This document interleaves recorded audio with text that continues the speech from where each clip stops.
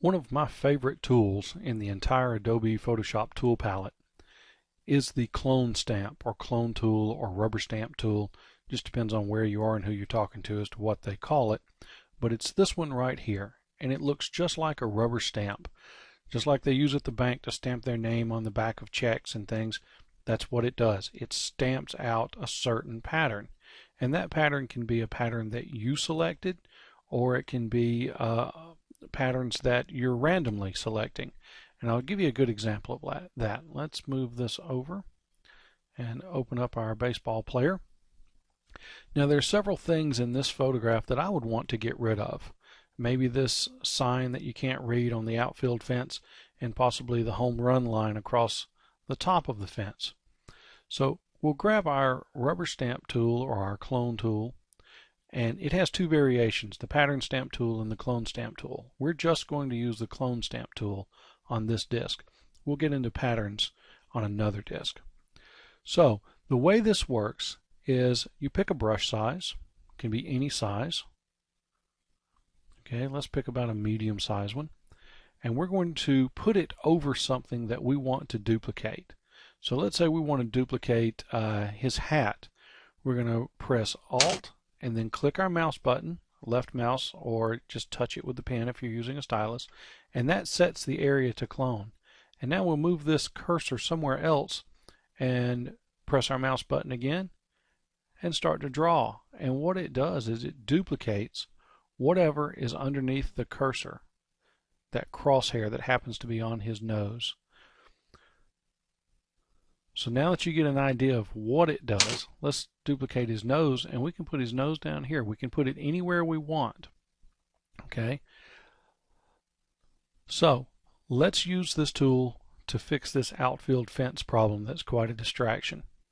We're going to grab some of this tall grass, click, move over, and now go on top of that pole. Grab some more tall grass, go up. Get rid of the home run line, and grab from different places so that you don't have totally repetitive patterns. Okay, same thing here. Let's take out the fence post. Let's grab some grass from here and put it over the bottom of the post. Some up and down like that, some from the tree line. Same thing here. Grab some more grass. Looks like we went a little high that time, so you can just redo it.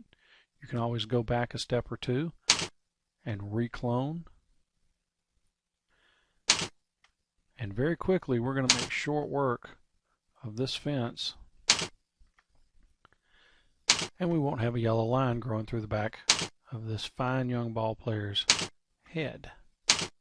I know he's a good ball player because this is my son, and one of the reasons that we're doing these DVDs is so that I can be home on Saturdays and watch him play baseball instead of being out photographing weddings all over the country and who knows where.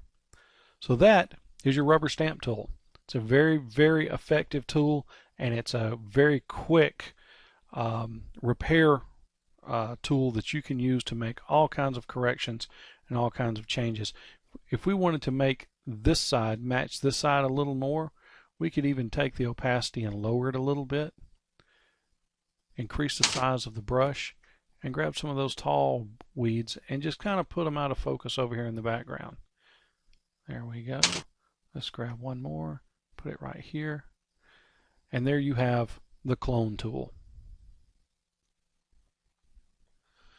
Another way to use the rubber stamp or clone stamp tool is as a retouching tool.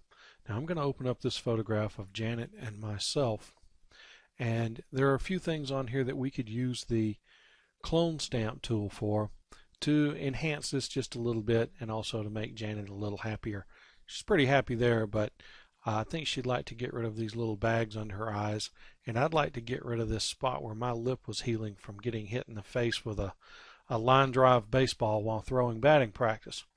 So we'll pick our rubber stamp tool, and we'll pick a little bit smaller brush, maybe a little smaller than that. We're going to work on my lip first. You see the opacity up here?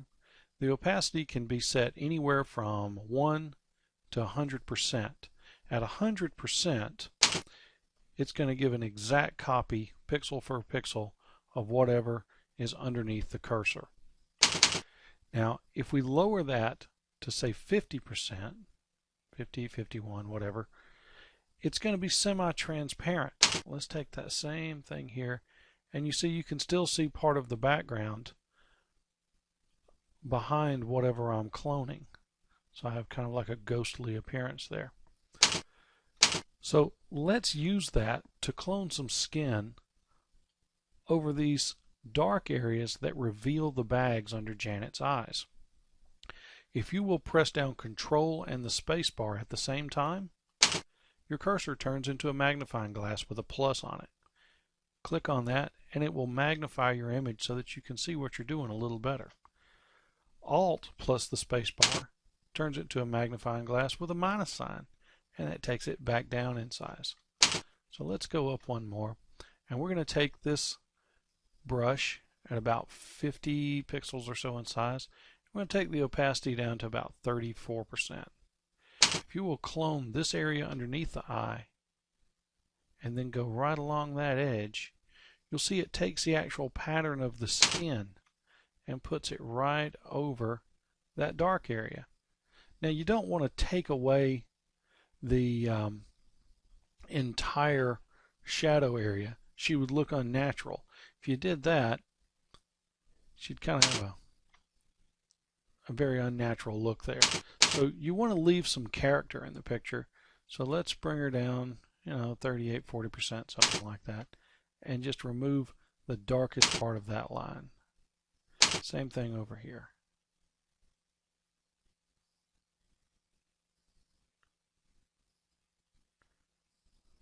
Okay, that's a very, very quick way to do it. We would probably go back over that with a little bigger brush and a little lower opacity just to smooth it out a little bit. Same thing right here. And now she doesn't have the big bags that she had to begin with. Very easy with the rubber stamp tool. Now let's work on my lip. We're going to take the opacity to about 28, 30, 33%. At 33%, it would take you about 3 passes to completely cover it up. But I really just want to blend. So let's take this part of my lip and clone it on top of that part of my lip. It's what my son calls a bubba lip, because it was big and fat that day. It had gotten hit about a week and a half before. It took quite a while for it to heal up. It was a pretty nasty hit. But anyway, there is a way to use your clone stamp tool, rubber stamp tool, clone tool, whatever you want to call it, at a different opacity to do minor retouching.